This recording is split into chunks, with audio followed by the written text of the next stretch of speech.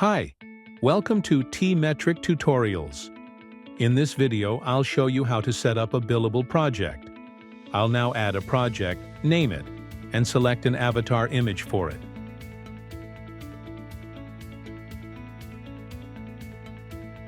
Let's leave the client field empty for now.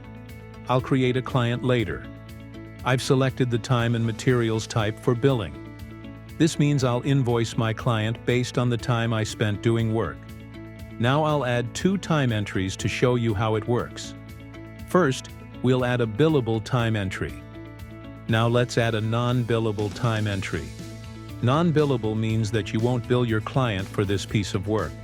Let's open the task summary report to see what we have. You can see here the time you've spent doing your work, as well as the money you've earned. Finally, let's add a client and assign our project to it. After adding a client, let's switch to the project summary report.